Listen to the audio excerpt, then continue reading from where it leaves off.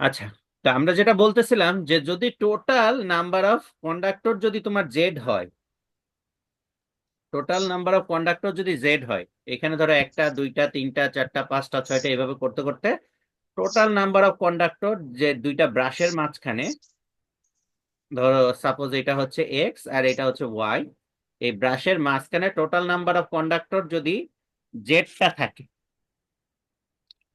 তো জেডটা থাকলে, আর এখানে বলছে number of parallel path, number of parallel path মানে হচ্ছে প্যারালাল ব্রাঞ্চ কয়টা আছে। তো নাম্বার অফ প্যারালাল ব্রাঞ্চ বলছে কি এ। তো ধরো যদি টোটাল নাম্বার অফ কন্ডাক্টর থাকে হচ্ছে 12টা, আর তোমার প্যারালাল পাথ যদি থাকে 3টা, তাহলে বলো তো সিরিজে কতগুলো কন্ডাক্টর থাকবে?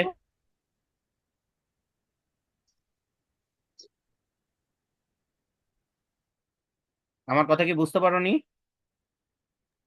স্যার 4টা। রাইট। আমার যদি এরকম ধরো 4টা করে প্রত্যেক ব্রাঞ্চে 4টা করে কন্ডাক্টর থাকে সিরিজে, আর এরকম যদি প্যারালাল পাথ থাকে হচ্ছে 3টা,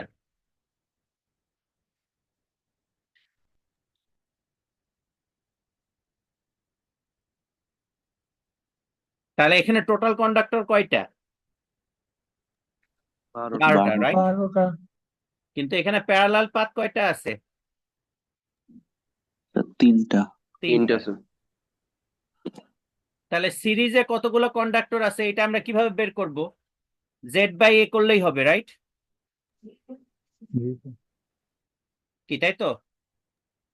জি স্যার। আচ্ছা, আমাকে বলো তো সিরিজে কি ভোল্টেজ যোগ হয় নাকি প্যারালালে ভোল্টেজ যোগ হয়?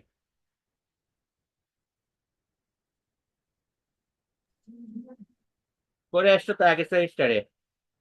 সিরিজে ভোল্টেজ যোগ হয় নাকি প্যারালালে ভোল্টেজ যোগ হয়?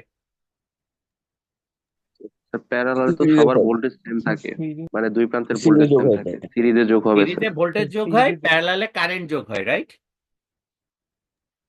এই যে জি দেখো স্যার। তিনটা ব্রাঞ্চ যদি প্যারালালি থাকে, প্রত্যেকটার ভিতর দিয়ে যদি আই পরিমাণ কারেন্ট যায়, তাহলে এখান দিয়ে যে টোটাল কারেন্টটা বের হবে সেই কারেন্টটা কত হবে? 3I। কি তাই তো? আর প্রত্যেকটা সিরিজ এলিমেন্টের মাঝখানে ভোল্টেজ যদি ই হয়, তাহলে টোটাল ভোল্টেজ কত হবে একটা ব্রাঞ্চের ভিতরে? 4টা থাকলে 4E হবে, রাইট? কথা কি স্যার। বুঝতে পারতেছো? জি স্যার। জি স্যার।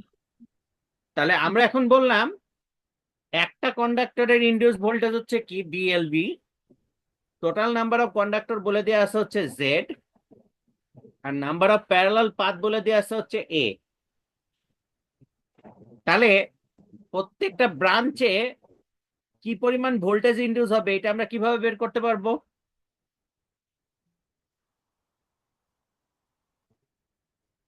তাহলে আমরা লিখতে পারি দ্য ভোল্টেজ অফ আর্মেচার, এটা ইকুয়ালস টু কি কতগুলো কন্ডাক্টর থাকবে সিরিজে, এটা আমরা কিভাবে বের করতে পারি? টোটাল নাম্বার অফ কন্ডাক্টরকে যদি আমি কি করি, Z by A. Number of parallel branch দিয়ে ভাগ করি, রাইট? এটা হচ্ছে অতগুলো কন্ডাক্টর কিসে থাকবে? সিরিজে থাকবে। এখন প্রত্যেকটা কন্ডাক্টরের ভোল্টেজ কত? বিএলভি। তাহলে আর্মেচারের এই মাথা থেকে এই মাথা পর্যন্ত টোটাল ভোল্টেজ কত হবে সেটা আমরা কিভাবে বের করতে পারবো? Z by A multiplied by কি? বিএলভি। এটা বুঝতে পারলা কিনা সবাই দেখো।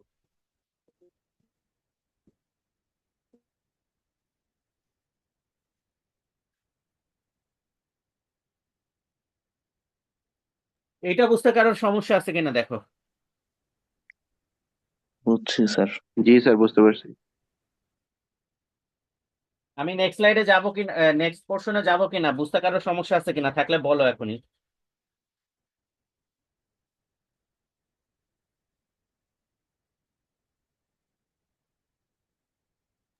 জি স্যার, বুঝতে পারছি স্যার। আচ্ছা, এখন একটা বস্তু যখন হচ্ছে সরলরৈখিক মোশনে না থেকে, যখন এটা হচ্ছে সার্কুলার মোশনে থাকে,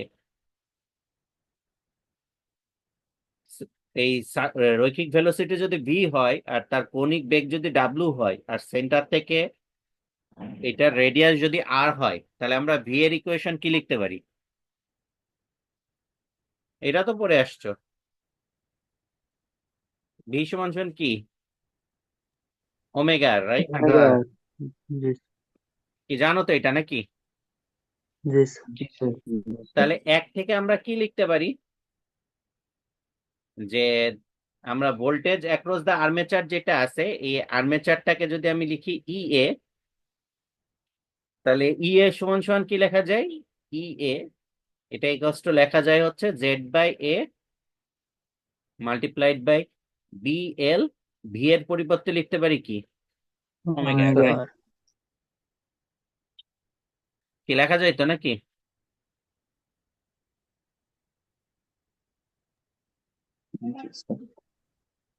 আচ্ছা, এখন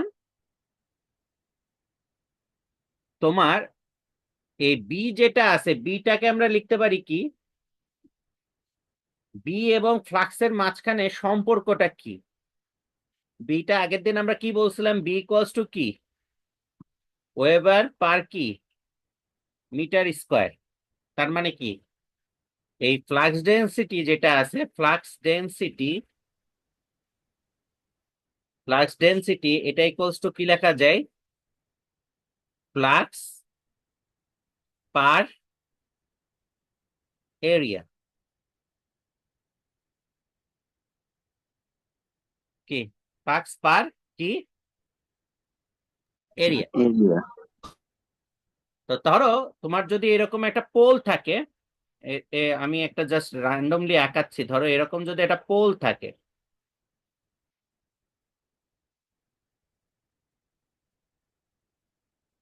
এরকম যদি একটা পোল থাকে,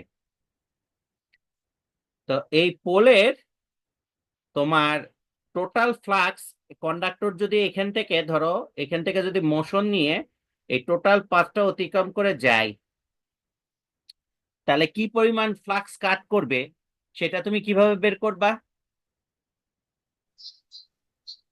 ফ্লাক্স সমান সমান কি লেখা যায় তখন বলো তো?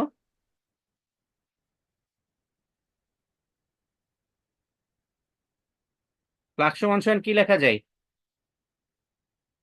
ফ্লাক্স পার পোল এটা ইকুয়ালস টু কি লেখা যায়? যে এইখানকার ফ্লাক্স ডেন্সিটি কত? বি, পোলের ফ্লাক্স ডেন্সিটি কত পার ইউনিট এরিয়াতে কি পরিমাণ ফ্লাক্স জেনারেট করে, মাল্টিপ্লাইড বাই কি এরিয়া অফ দ্য কি পোল। কি আমার কথা বোঝা যাচ্ছে? जी सर। স্যার এটা আরেকবার রিপিট হ্যাঁ, করা শিওর। যাবে স্যার? ফ্লাক্স সমান সমান কি লেখা যায় বলো তো? ফ্লাক্স সমান সমান কি লেখা যায়? Flux per area multiplied by কি এরিয়া, তো নাকি? জি স্যার। ফ্লাক্স পার এরিয়া মানে কি? বি তো নাকি? Flux density. জি স্যার, বি। আর এরিয়া মানে কি? এরিয়া অফ দ্য কি পোল তো নাকি? Total area. জি স্যার। তো তার মানে কি আমি ফ্লাক্স ফাই সমান সমান কি লিখতে পারি? পার পোলের আন্ডার যে ফ্লাক্স এটা ইকুয়ালস টু কি লিখতে পারি? বি মাল্টিপ্লাইড বাই কি এপি না? এপি। কি স্যার। লেখা যায়? জি স্যার। বুঝতে পারছো এই ইকুয়েশনটা কিভাবে আসলো? জি স্যার। তো চলো আমরা এটা লিখে রাখি, তাহলে এটাকে আমরা আরেকটা ইকুয়েশন দিই, 3 নম্বর ইকুয়েশন। আর আমরা এখন বুঝতে পারতেছি যে ফ্লাক্স ডেন্সিটি যেটা আছে, ফ্লাক্স ডেন্সিটি টাকে আমরা যদি ইয়ের রেসপেক্টে রিপ্রেজেন্ট করতে চাই, তাহলে ফ্লাক্স ডেন্সিটি সমান সমান কি লেখা যায় এটা একটু পরে আমরা দেখব। তার আগে আমরা আরেকটা ইকুয়েশন লিখে রাখি, সেটা হচ্ছে ফ্লাক্স পার পোল এটা ইকুয়ালস টু নাথিং বাট কি ফ্লাক্স ডেন্সিটি মাল্টিপ্লাইড বাই কি এরিয়া আন্ডার দ্য পোল। এটাকে আমরা বুঝছি কিনা?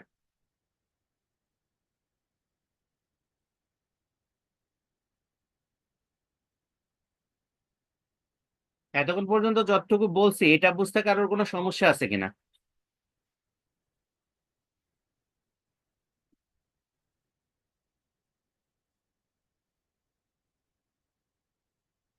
এখন দেখো, তোমার এখানে একটা নর্থ পোল আছে, এই নর্থ পোলের যে শেপ, এটা কি তোমার একটা সার্কুলার শেপ না? জি স্যার। কেন এটাকে সার্কুলার শেপ দেওয়া হলো? কেন এটাকে সার্কুলার শেপ দেওয়া হলো? আমরা আগে কিন্তু ফ্লাক্স বলছিলাম, ফ্লাক্স ইউনিফর্ম রাখতে। রাইট। কারণ এটাকে তুমি যদি সার্কুলার না রাখো, সার্কুলার যদি না রাখো, তোমার আর্মেচার যেটা আছে এটা কি একটা সার্কুলার শেপ তো নাকি?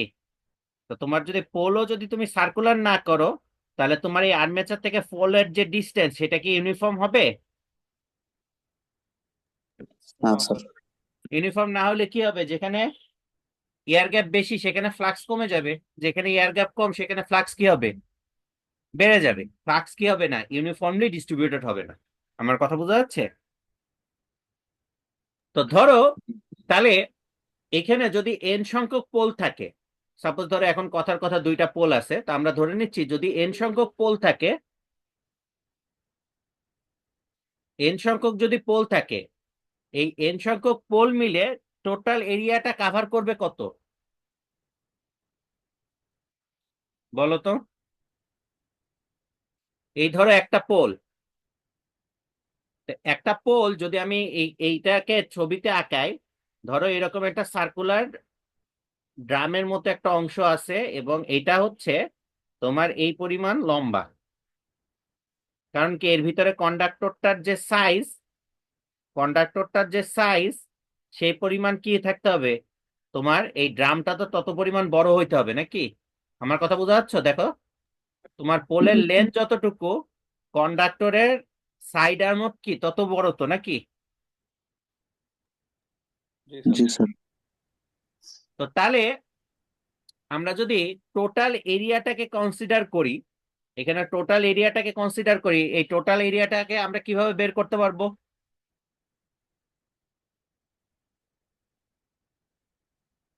একটা সিলিন্ড্রিক্যাল বস্তুর এরিয়া কিভাবে বের করে?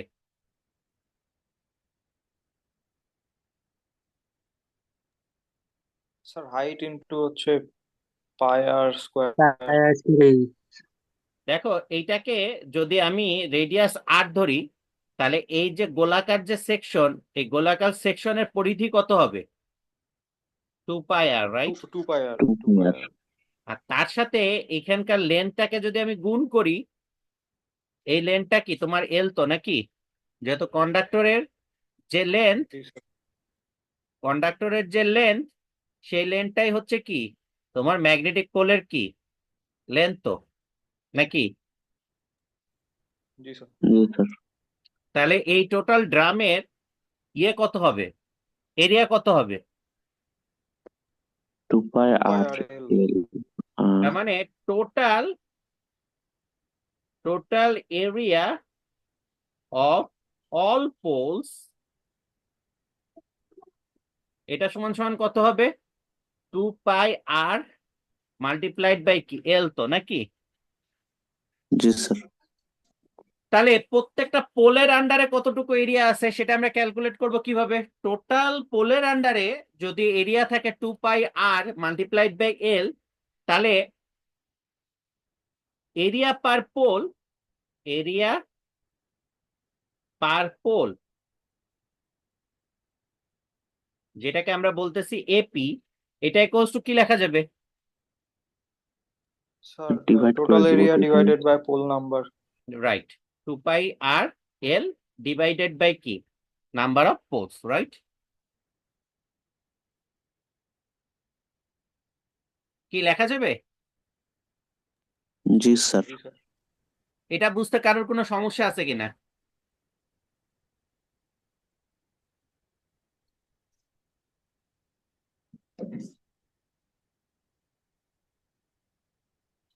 এনিওয়ান?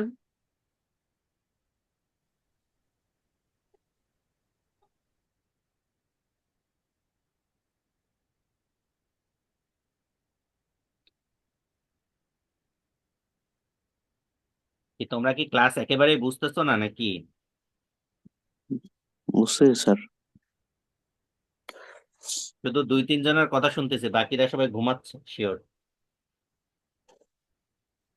এখন অ্যাটেন্ডেন্স নেওয়া হবে সবার, ঘুম থেকে উঠো।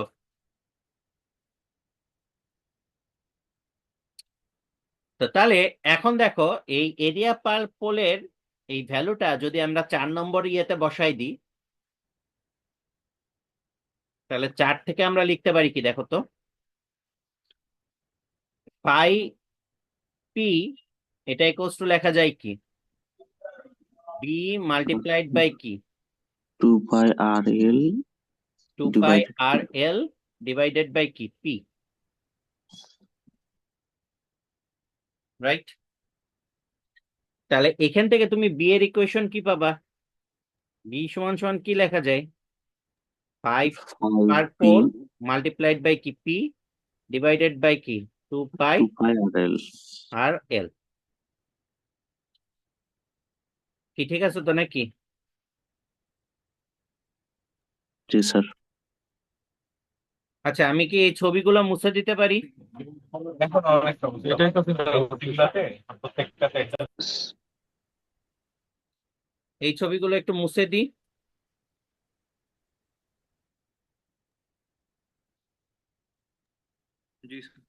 জি স্যার।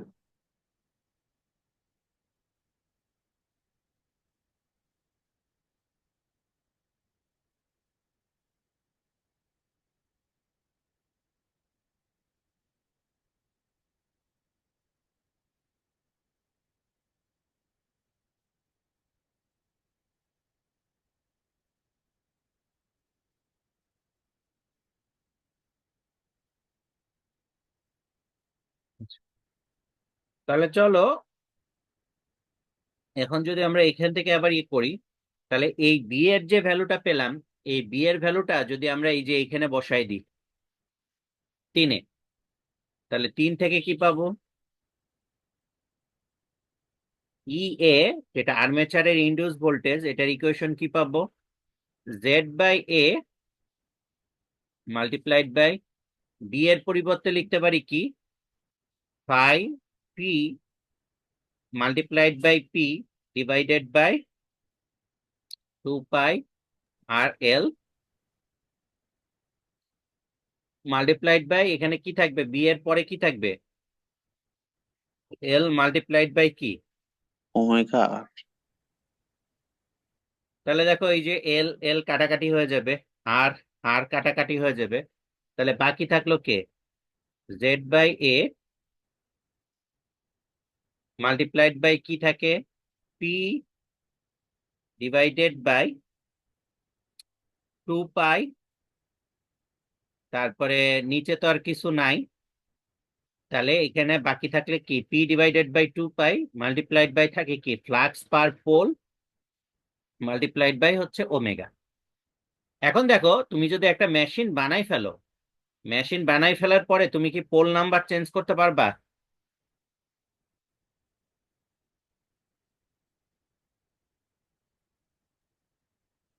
তুমি একটা মেশিন বানাই ফেলার পরে পোল নাম্বার কি চেঞ্জ করতে পারবা? না স্যার না স্যার। কন্ডাক্টর আর্মেচারে যেগুলো ডিজাইন করছো সেগুলো কি চেঞ্জ করতে পারবা?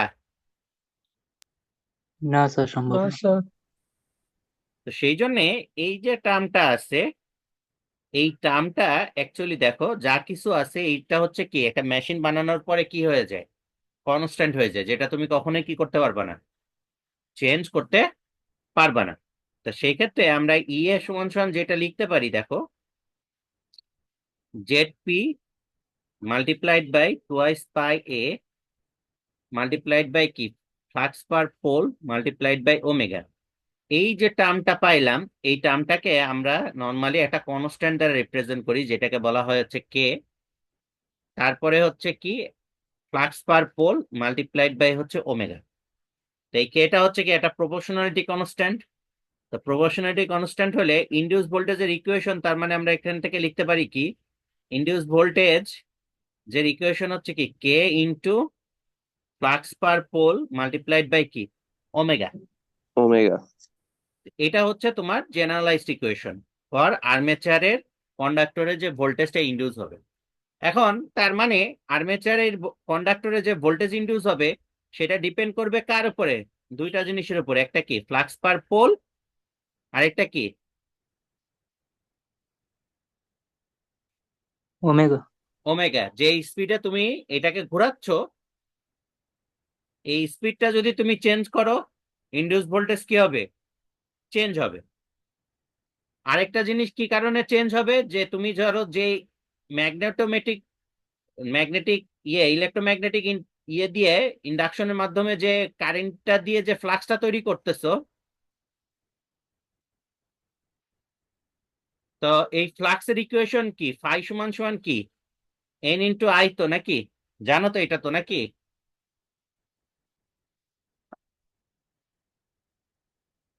তো ফ্লাক্স কখন বাড়বে? তুমি যদি কারেন্টটা বাড়াই দাও ফ্লাক্স অটোমেটিক্যালি কি হবে? বাড়বে। আর ফ্লাক্স যদি বাড়ে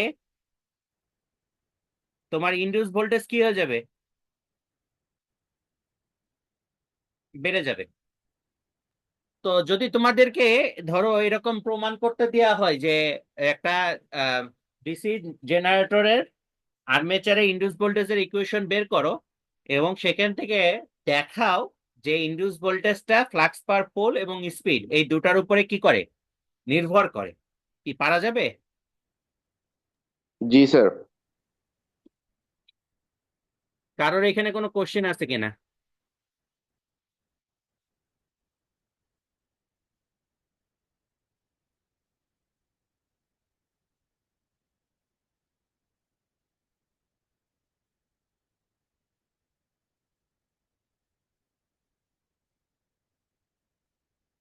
এনিওয়ান? না স্যার, বুঝছি।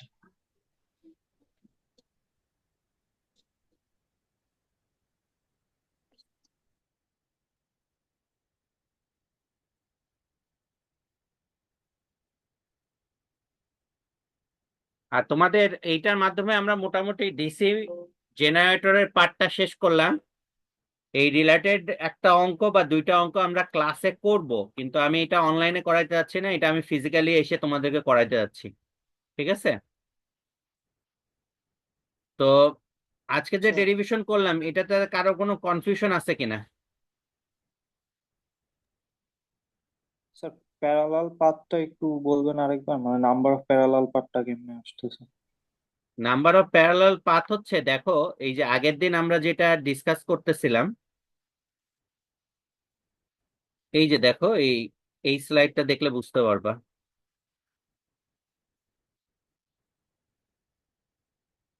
এই যে দেখো ব্রাশটা কার সাথে কানেক্টেড আছে? এ আর সিটা হচ্ছে কি এক্স আর ওয়াই সাথে কানেক্টেড, রাইট? জি স্যার। তো তাহলে এই এক্স থেকে কারেন্টটা যেটা বের হবে সেটা কোন দিক দিয়ে যাবে? এই দিক দিয়ে একটা পাথ দিয়ে যাবে, দিয়ে এখান দিয়ে এসে কি করবে? এখান দিয়ে ব্যাক করবে, রাইট? জি। এইটা যেহেতু কোনো কন্ট্যাক্টে নাই, তার মানে কি বি এর ভিতর দিয়ে কি কোনো কারেন্ট যেতে পারবে? না, যাবেন। সিমিলারলি এইখান দিয়ে যে কারেন্টটা বের হবে সেটা কি হবে? এই দিক দিয়ে যে এই দিক দিয়ে যেহেতু কন্ট্যাক্ট নাই যেতে পারবে না, সেই দিক দিয়ে যে কি করবে? এইদিকে ব্যাক করবে, তো নাকি? জি স্যার।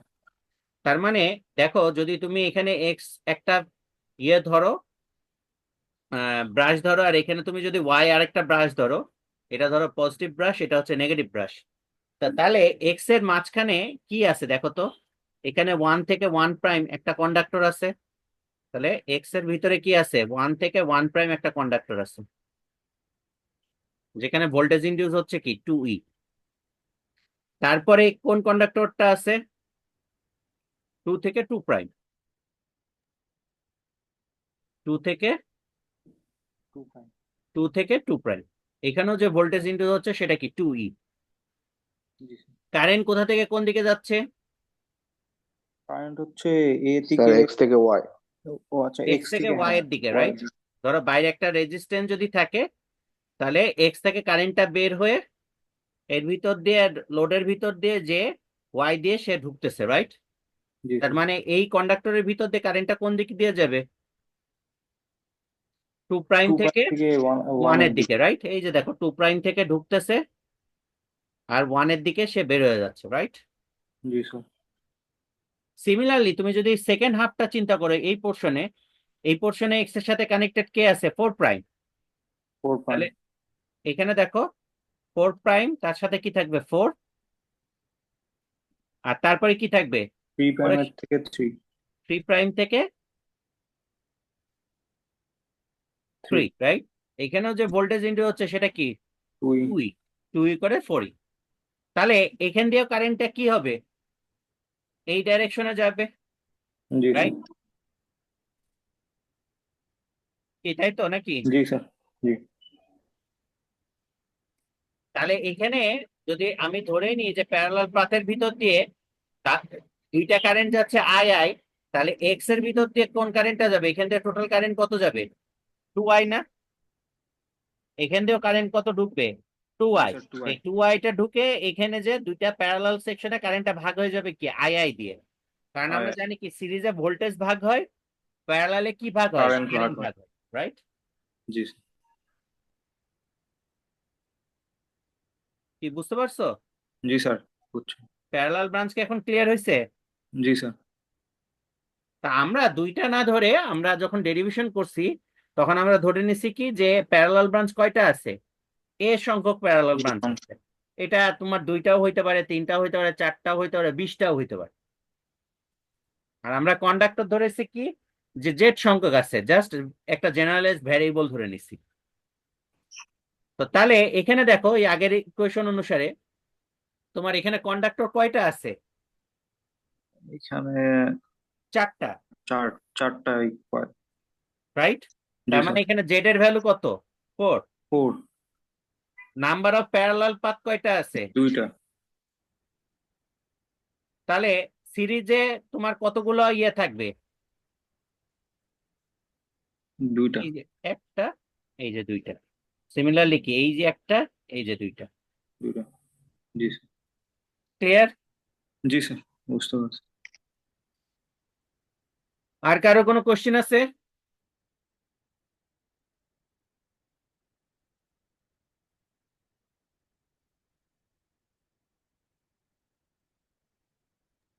আর আমাদের ফ্লাক্সের সাথে কারেন্ট ফ্লো এর যেই একটা রিলেশনের কথা বললেন, এর সাথে স্যার খুব একটা পরিচিত না। এটা একটু স্যার ইকুয়েশন বা ফর্মুলা একটু দেখানো যায়?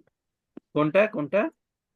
আপনার ফ্লাক্সের সাথে আমাদের যে কারেন্টের রিলেশনটা বললেন, ও আচ্ছা। ডেরিভেশন একদম হুম হুম হুম। এইটা আসছে কোথা থেকে? তোমরা বিএইচ কার্ভ করছো না ফিজিক্সে? আমাদের ওই চ্যাপ্টার গুলা ছিল না, মানে শর্ট আচ্ছা সিলেবাস থেকে এক্সক্লুডেড আচ্ছা, ছিল। ঠিক আছে, ওইটা আমি এক্সপ্লেন করছি। ধরো তোমরা তো এটা তো 9-10-এ পড়ে আসার কথা যে যে কোনো একটা ম্যাগনেটিক ম্যাটেরিয়ালের ভিতরে অনেকগুলো কি থাকে? ম্যাগনেটিক ডাইপোল থাকে তো নাকি? এটা তো জানো নাকি? জি স্যার। নাকি এটাও পড়ো নাই? পড়ছি স্যার। জি স্যার, এটা পড়ছি। এই ম্যাগনেটিক ডাইপোল গুলো কি থাকে? বিভিন্ন দিকে বিক্ষিপ্ত অবস্থায় থাকে, রাইট? জি স্যার। জি স্যার। বিভিন্ন দিকে যদি বিক্ষিপ্ত অবস্থায় থাকে, জেনারেলাইজড কন্ডিশনে তুমি যদি নর্মাল কন্ডিশনে যদি ম্যাগনেটিক ম্যাটেরিয়ালটাকে রেখে দাও, এটার ভিতরে কোনো চৌম্বকত্ব থাকে না। কারণ কি টোটাল যে ম্যাগনেটোমোটিভ ফোর্স, সেটা ম্যাগনেটোমোটিভ ফোর্সটা কি থাকে? 0 থাকে, রাইট? জি স্যার। এখন তুমি যদি এইটাতে কি করো, এরকম ভাবে একটা তার পেঁচাও, তার পেঁচায় যদি এইটার উপরে কি করো একটা কারেন্ট দাও, তাহলে কারেন্টটা কি করে? এই ম্যাগনেটিক ম্যাটেরিয়ালের উপরে কি করে? ফোর্স ক্রিয়েট করে। ফোর্স ক্রিয়েট করলে কি হবে? এই সব কয়টা ম্যাগনেটিক মোমেন্ট যেটা আছে, এই ম্যাগনেটিক মোমেন্ট গুলো কি হয়? একটা নির্দিষ্ট দিকে কি হওয়া শুরু করে? অ্যালাইন হওয়া শুরু করে। তো যতগুলো ম্যাগনেটিক যে ম্যাগনেটিক মোমেন্ট আছে, এটা যত অ্যালাইন হওয়া শুরু করবে, তত কি ফ্লাক্স তোমার বাড়বে না কমবে? স্যার বাড়বে। স্যার বাড়বে। বাড়বে। তো সেই জন্যে তুমি যত এইদিকে দেখো এন আই, যদি আমি এইদিকে ইয়ে ধরি, ভ্যারিয়েবল ধরি, কারণ কি এখানে তোমার নাম্বার অফ টার্নস যদি এন হয় এবং প্রত্যেকটা টার্নের ভিতর দিয়ে কারেন্ট যদি আই যায়, তাহলে টোটাল ফোর্স আমি যেটা ক্রিয়েট করছি সেটা হচ্ছে কি এনআই পার ইউনিট লেন্থে। অ্যাকচুয়ালি এটাকে বলা হয় হচ্ছে এনআই ওভার এল, কিন্তু আমি এখন যদি এলটাকে ধরে নিই পার ইউনিট লেন্থ, তাহলে এটা অ্যাকচুয়ালি লেখা যায় কি এনআই। এখন তুমি আয়ের ভ্যালু যত বাড়াবা তত বেশি কি হবে, এই ম্যাগনেটিক মোমেন্ট গুলো কি হতে থাকবে, একটা নির্দিষ্ট দিকে কি হতে থাকবে, অ্যালাইন্ড হতে থাকবে। তা অ্যালাইন্ড হতে থাকলে তোমার ফ্লাক্সের পরিমাণ, কারেন্ট যত বাড়াবা ফ্লাক্সের পরিমাণ কি হতে থাকবে, বাড়তে থাকবে। বাড়তে থাকবে তো নাকি? জি কিন্তু স্যার। বাড়তে বাড়তে বাড়তে বাড়তে একটা সময় যে তোমার সব কয়টা যে ম্যাগনেটিক মোমেন্ট আছে সেটা কি হয়ে যাবে, অ্যালাইন্ড হয়ে যাবে। অ্যালাইন হয়ে যাবে। অ্যালাইন্ড হয়ে গেলে তারপরে তুমি কারেন্ট যতই বাড়াও আর কমাও না কেন, তোমার ফ্লাক্স কি আর বাড়বে? না স্যার। তো সেই জন্য দেখবা যে কিছু কিছু কার্ভ আছে, যে কার্ভটাকে এইরকম একটা কার্ভ দেখা যায়, এই কার্ভটাকে বলে হচ্ছে কি হিস্টেরেসিস কার্ভ।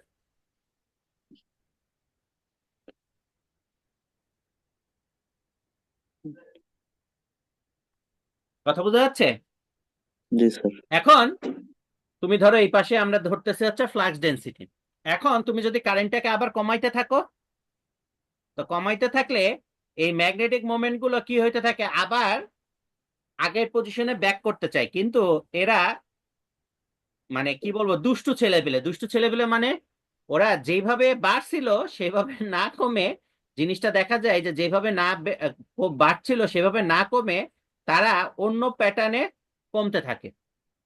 তা দেখা যায় যে তুমি আগে কারেন্ট জিরো করলে যে পরিমাণ ফ্লাক্স ছিল, এখন যদি তুমি কারেন্টটাকে বাড়ানোর পরে আবার কমাও, দেখা যাবে যে কিছু কিছু মোমেন্ট আছে যেটা অ্যালাইন্ড হয়েছিল, ওই অ্যালাইন্ড অবস্থায় থাকে। ও হচ্ছে বলে যে আর যা হয়েছে হয়েছে, আর এটা চেঞ্জ করব না।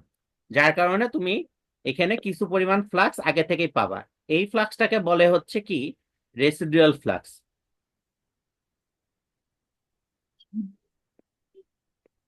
এরপরে তুমি যদি কারেন্টের ডাইরেকশন চেঞ্জ করো, কারেন্টের ডাইরেকশন চেঞ্জ করলে আগে সব কয়টা মোমেন্ট যদি এই ডাইরেকশনে অ্যালাইন্ড হতো, এখন কি সেম ডাইরেকশনে অ্যালাইন্ড হবে নাকি উল্টো উল্টো ডাইরেকশনে অ্যালাইন্ড হবে? Sir opposite side. তো অপোজিট সাইডে যদি অ্যালাইন্ড হয় তাহলে কি তোমার কারেন্ট বাড়ানোর সাথে সাথে ফ্লাক্স কি এখন পজিটিভ থাকবে না নেগেটিভ হয়ে যাবে? স্যার নেগেটিভ দিকে বাড়বে। নেগেটিভ দিকে বাড়বে। আবার এই কারেন্টটাকে যখন কমাইতে থাকবা তখন সে কি করবে, আগের মতো করে কমবে নাকি সে অন্য পাথ ফলো করবে? স্যার অন্য একটা পাথ। হ্যাঁ, দিয়ে এইভাবে তুমি যদি আবার চেঞ্জ করো দেখবা সে এই পাথ, এই যে পাথটা আছে এই পাথটাকে সে কন্টিনিউয়াসলি কি করতেছে, ফলো করতেছে। তো এই কাজটা, এই লুপটাকে বলে হচ্ছে হিস্টেরেসিস লুপ। জি স্যার বুঝতে পারছি। আর আমরা যেটা অপারেট করি মেশিনে, আমরা নর্মালি অপারেট করি কি এই লিনিয়ার পোর্শনে। এই লিনিয়ার পোর্শনে দেখো তো কারেন্ট আর ফ্লাক্স প্রপোর্শনেটলি বাড়ে কিনা। জি স্যার। জি স্যার। তো সেই জন্য আমরা বলতেছি যে ফ্লাক্স ডেনসিটি অথবা ফ্লাক্স যেটাই বলো না কেন, এটা ডাইরেক্টলি প্রপোর্শনাল টু কি এনআই। এনআই মানে কি, তুমি কারেন্ট যত বাড়াবা টান তো আর তুমি চেঞ্জ করতে পারবে না। মেশিন বানানোর পরে তুমি তো আর পোলের যে টান আছে, পোলের উপরে যে টানটা তুমি বসাইছো সেই টানটা তো আর চেঞ্জ করতে পারবে না। তাহলে তুমি চেঞ্জ করতে পারবা কি কারেন্ট। কারেন্ট। কারেন্ট, কারেন্টটা তুমি যত চেঞ্জ করবা তার সমানুপাতিক হারে কি হবে, ফ্লাক্সটাও সেম হারে কি হইতে থাকবে, চেঞ্জ হইতে থাকবে।